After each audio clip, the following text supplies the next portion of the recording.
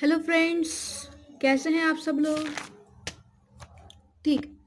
आज हम टॉपिक पढ़ेंगे central problem of an economy. क्या? Central problem of an economy क्या बोलना है इसमें? The compulsion of making choices among alternative use of resources is called central problem of an economy. देखो देखो, central problem of an economy हमारी क्या होती है।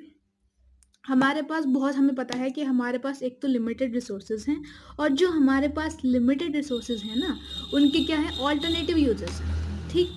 ये बात हमने पढ़ी थी इकोनॉमिक प्रॉब्लम में भी, और ये बात हम पढ़ेंगे सेंट्रल प्रॉब्लम में भी। लेकिन सेंट्रल प्रॉब्लम में और इकोनॉमिक प्रॉब्लम में डिफरेंस ये होता है, जो इकोनॉमिक प्रॉब्लम है उसमें हम क्या करते हैं, जो हमारे पास ऑल्टरनेटिव्स होते हैं ना, कौन, ऑल्टरनेटिव, उसमें से कोई एक चूज कर लेते हैं, नहीं करते हैं, दैट इज इकोनॉमिक प्रॉब्लम।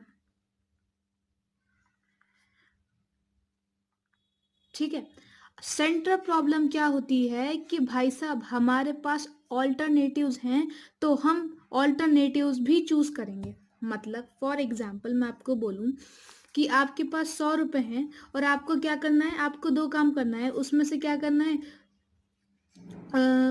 कोई दो काम करना है। ठीक है ना, आपको कोई दो काम करना है, जैसे कि आपको एक रजिस्टर भी खरीदना है और एक पेन भी खरीदना है। ठीक है। तो मैं कहूंगी आपसे कि इस 100 रुपए में आपको ये दोनों काम करना है। ठीक है, ये चॉइस है, आपके पास एक से ज्यादा चीजें हैं काम करने को, ऑल्टरनेटिव्स हैं ना हमारे पास, रिसोर्सेज ऑल्टरनेटिव्स हैं। मैंने ये नहीं बोला दोनों में से कोई एक चूज करो, मैंने कहा आपको दोनों काम करना है। That is central problem of an economy. Economic problem क्या होती है, मैंने बोला 100 रुपए है, आपके पास ऑल्टरनेटिव रिसोर्सेज हैं, आप उसमें से जाके कोई एक चूज कर लो। फॉर एग्जाम्पल आप रजिस्टर लिया, that is economic problem. Difference समझ में आया ना सेंट्रल प्रॉब्लम का और इकोनॉमिक प्रॉब्लम का। ठीक। Centre problem of an economy में क्या लिखा है, the compulsion of making choices among alternative use of resources is called centre problem of an economy. यही समझाई बात मैंने। ठीक है। उसके बाद इसके बाद क्या लिखा है मैंने, it is also known as common problems, choice problem, center economic problem. और सेंट्रल प्रॉब्लम को हम किस किस नाम से जाना करते हैं, कॉमन प्रॉब्लम के नाम से, चॉइस प्रॉब्लम के नाम से, एंड सेंट्रल इकोनॉमिक प्रॉब्लम के नाम से। अब प्रॉब्लम्स हैं कौन कौन सी, वो प्रॉब्लम है ये तीन, what to produce, how to produce, and for whom to produce. हम क्या चीज प्रोड्यूस करें। पहली प्रॉब्लम व्हाट टू प्रोड्यूस, कैसे प्रोड्यूस करें। Second problem that is how to produce, किसके लिए प्रोड्यूस करें। That is third problem for whom to produce. यही तो लिखा हुआ है, नहीं लिखा हुआ है।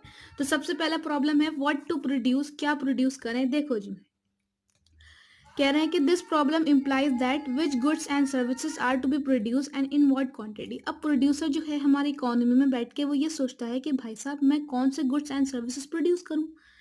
ठीक है, और जो मैं गुड्स एंड सर्विसेज प्रोड्यूस करूं उस कितनी क्वांटिटी में प्रोड्यूस करूं। ठीक है, पॉइंट समझ में आ रहा है ना। क्यों? क्योंकि रिसोर्सेज हमारे पास चुन्नू से हैं, और हमें प्रोड्यूस वही करना है जो लोग ज्यादा से ज्यादा यूज करें, और क्वांटिटी भी हमें उसके हिसाब से ही रखना है। ठीक है। तो this problem implies that which goods and services are to be produced and in what quantity. ये तो समझाया ना मैंने। बी पॉइंट में क्या लिखा है, the problem arises because resources are scarce and have alternative uses. ये बता दिया। ये प्रॉब्लम, ये बात हम सोचते क्यों है, अगर हमारे पास रिसोर्सेज बहुत सारे होंगे तो भाई हम ये भी प्रोड्यूस करे जाएं, ये भी प्रोड्यूस करे जाएं।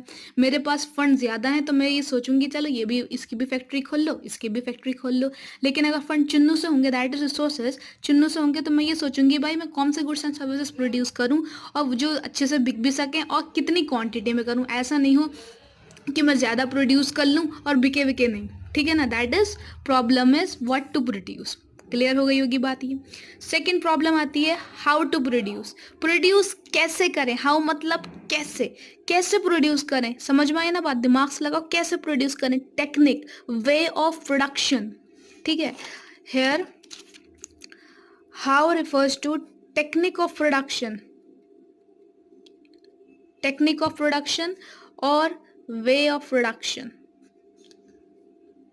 क्लियर हो ना बात। हाँ जी, ये देखो ये लिखा हुआ है, this means that which technique of production should be applied for production of goods and services. आपने सोच लिया ठीक है मैं जो हूँ पेन की मैन्युफैक्चरिंग करूंगा। अब जब आपने सोच लिया कि आप पेन की मैन्युफैक्चरिंग करोगे, तो पेन की जो मैन्युफैक्चरिंग है आप कौन सी टेक्निक से करोगे, यानी कि दो टेक्निक होती है हमारे पास, कैपिटल इंटेंसिव टेक्निक और दूसरी होती है labour intensive technique. Capital intensive technique में क्या होता है, कैपिटल ज़्यादा लगती है, यानी कि पैसा सॉरी ये जो होती है हमारी लेबर कम लगती है लेकिन कैपिटल ज़्यादा लगती है, जैसे मशीन्स लग गई, समझ में आई ना बात, मशीन ज़्यादा लग जाएंगी लेकिन जो लेबर है वो कम लगेगी।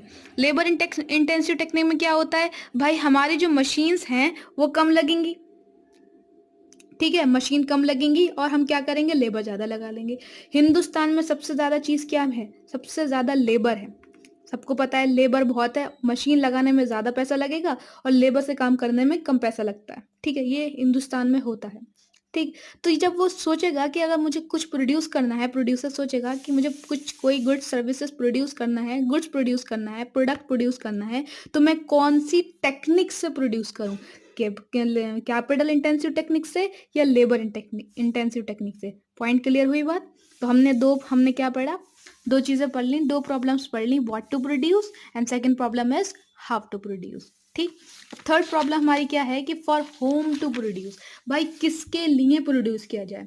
देखो apparently the problem of for whom to produce indicates objective of goods to be produce. देखो ये कह रहे हैं कि फॉर होम टू प्रोड्यूस, किसके लिए प्रोड्यूस किया जाए, ये एक्चुअली क्या होता है, हमारे प्रोड्यूसर का या जो प्रोड्यूसर की फर्म होती है, समझ लो प्रोड्यूसर का वो क्या होता है, ऑब्जेक्टिव होता है। अगर किसी प्रोड्यूसर का ऑब्जेक्टिव है प्रॉफिट मैक्सिमाइजेशन, तो जाहिर सी बात है वो गुड्स प्रोड्यूस करेगा जो हाई फाई होंगे, और उसकी क्वांटिटी भी, जो चीज़ हाई फाई होती है उसकी क्वांटिटी कम रखी जाती है क्योंकि खरीदने वाले कम है, ठीक है ना।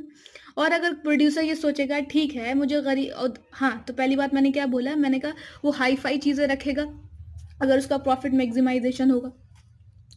सबकी इसका मैं डीपली बताऊंगी अभी व्हाट टू प्रोड्यूस का, लेकिन यहाँ तक बात समझ में आ गई। तो ये क्या है, हमारा ऑब्जेक्टिव है। पहले प्रोड्यूसर, सबसे पहले अगर देखा जाए तो प्रोड्यूसर यही सोचेगा कि फॉर होम टू प्रोड्यूस, ये बताओ हम प्रोड्यूस किसके लिए करने जा रहे हैं। अगर हम अमीरों के लिए प्रोड्यूस करने जा रहे हैं, अमीर होते हैं, गरीब होते हैं और मिडिल होते हैं, तीन लोग तो होते नहीं होते। अगर हम अमीरों के लिए प्रोड्यूस करने जा रहे हैं तो हम कौन से गुड्स खरीदेंगे। अब फॉर एग्जाम्पल आप ले लो लंबरगिनी, ठीक है, मैं शॉर्ट में लिख देती हूँ लंबो, ठीक है। लंबरगिनी जो है, अब जो प्रोड्यूसर्स हैं लंबरगिनी के, वो ये तो सोचेंगे भाई हमारा जो लंबरगिनी है इसका हमारा मोटिव क्या है, मोटिव क्या है, प्रॉफिट मैक्सिमाइजेशन, ठीक है। अब जाहिर सी बात है ये हमारा प्रोडक्ट है और हमारा एम क्या है, प्रॉफिट मैक्सिमाइजेशन। तो हम क्वांटिटी क्या रखेंगे, जो हमने सबसे पहले में पढ़ा था व्हाट टू प्रोड्यूस में, ठीक है। तो हम क्वांटिटी क्या रखेंगे, कम रखेंगे। और कोई बात समझ में नहीं आई हो तो कमेंट सेक्शन में ज़रूर बताइएगा। धन्यवाद।